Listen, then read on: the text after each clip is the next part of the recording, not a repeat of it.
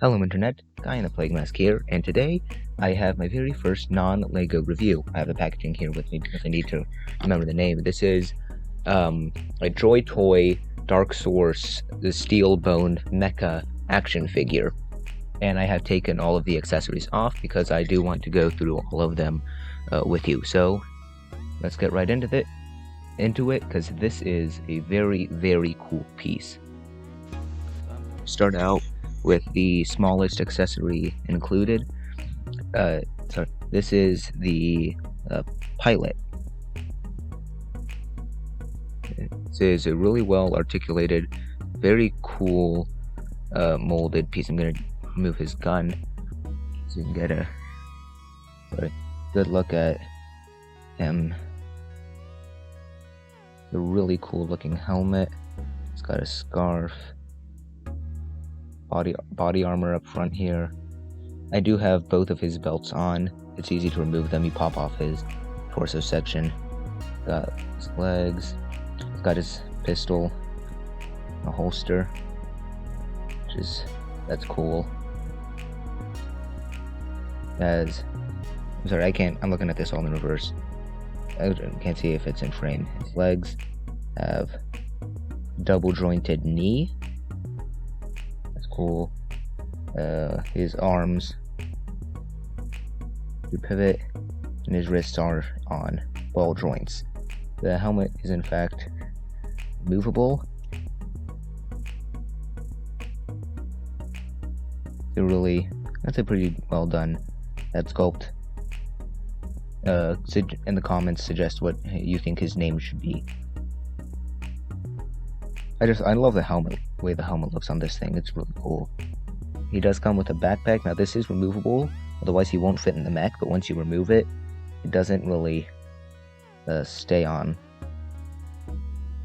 Now it wants to stay on because the camera's on, but it doesn't usually stay on that well after you remove it because the paint gets stuck to the backpack and the person.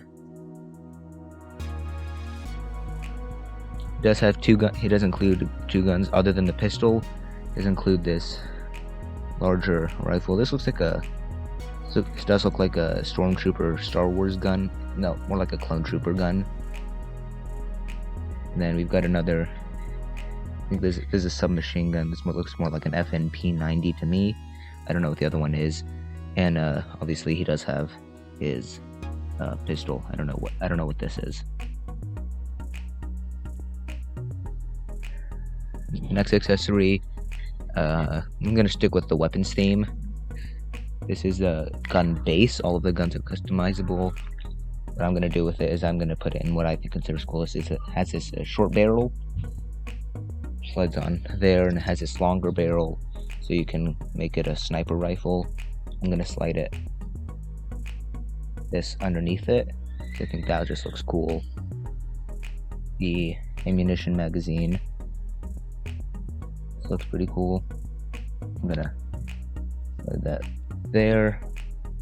And then I'm gonna put the stock. And this can be used as a drop-down handle, which the barrel can also be used as. But I'm just gonna slide that down there. And this is very secure. This is not gonna come out with much ease, so do be careful with that. Again, sticking with the weapons. There are two of these included. This is a 4-barreled minigun or Gatling gun. This tank on the back is not removable. Don't think it is, but the ammunition canister on the side is. This is in fact a handle, but it is pretty loose on my copy. I don't know if it's going to be loose on all of them. So when you put it in your mech's hands, it will droop. The barrels do spin, but there's no motor, so you can't spin. These are made of what is it? I'm grabbing the packaging. This is made out of ABS PVC, so I don't know how breakable that is, but I have had a breakage on mine. It's really small and not very noticeable, but I will get to that. Does include this kind of small rover looking thing. I don't really do much with this. And also these pieces are all removable, and you can use them to connect weapons to the various ports on the main figure. Speaking of the main figure, I'm gonna go through all the articulation on this before I add all the armor panels, so you can understand the true potential. So starting off with probably the biggest one, it does have a very nicely jointed waist joint, and these hydraulics, these are on ball joints too, so you can change those. These hip skirt pieces flex outwards. That's just cool. The arms do have rotation, and the shoulders, I am always worried about breaking them when I have armor panels on it. I like to grab them by the silver part. They're really tight ratchets.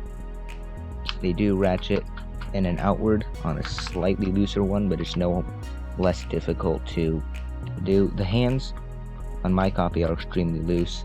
They are on ball joints. Not ball joints. They have two swivels, so you can do that. They come out too, so do be warned. The hands, this particular copy, are pretty loose. The elbow is on a double joint.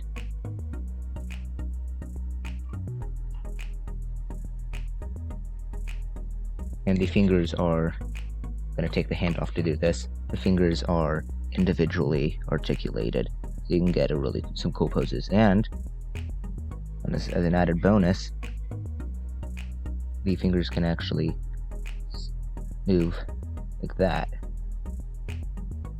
Usually keep his left hand in a fist.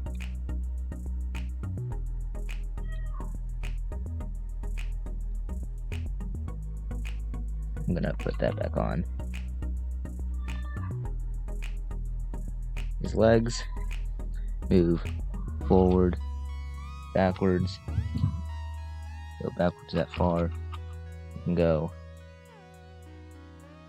Or forward's gonna go forward. And that's the breakage. That's what I had happen. I had the leg popped out of its socket. As you can see, it did in fact break. It shouldn't be too difficult to glue back in, but I'm going to avoid doing that as of now. Just wanted to get the review out. So do be careful with the leg joint, don't pull it.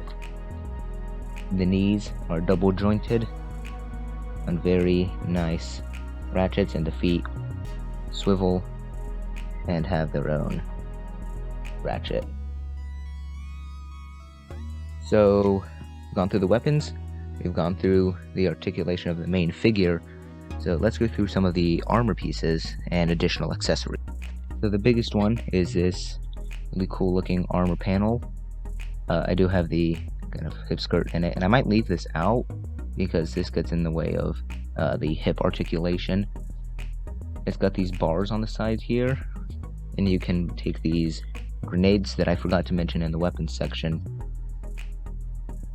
and you can slide them into the thing, and his hands do hold them quite nicely.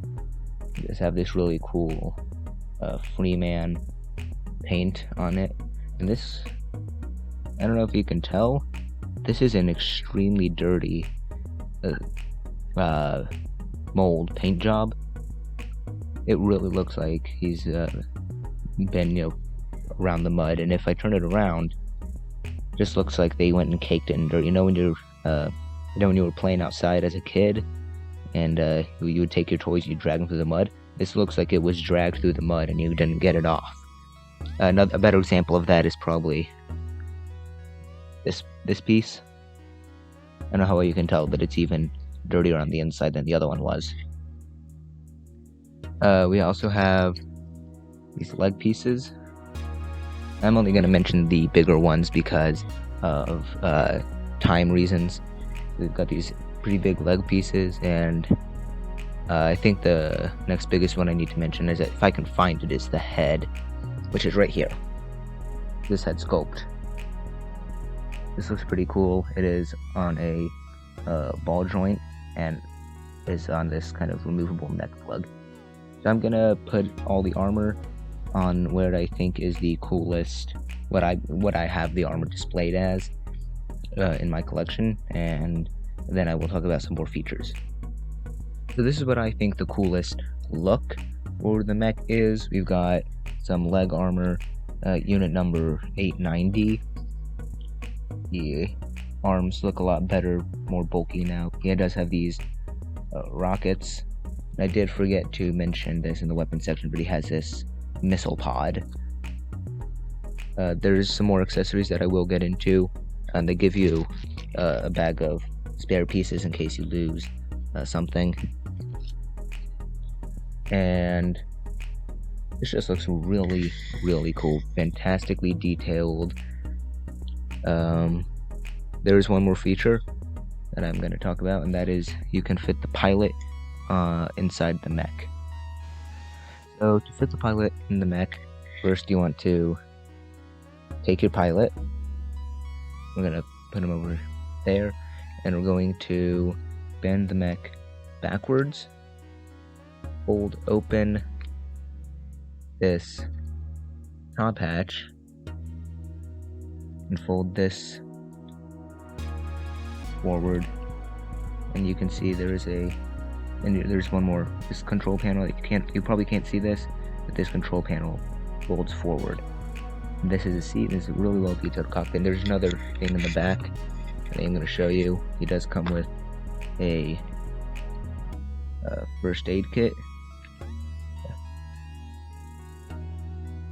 So I have done that. Now we're gonna close it up. So first you want to take the front section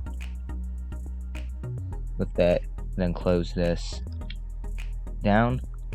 The pilot is in there nice and securely, and it will, and I forgot to bend the ball joint down. So that just about wraps up this video. I might have a U-Wing review coming out today. It all depends on how the day goes, but this is the one I wanted to get out because this is a fantastic piece. Not necessarily a great toy, but it looks absolutely fantastic. If you have the money, this is definitely a piece I would recommend picking up. And as you can see, there are some other things that I didn't mention in the video. That's basically it for this review. JoyToy makes fantastic pieces. They all look really, really great. And I'll see you all next time. This has been Guy in a Plague Mask, signing out.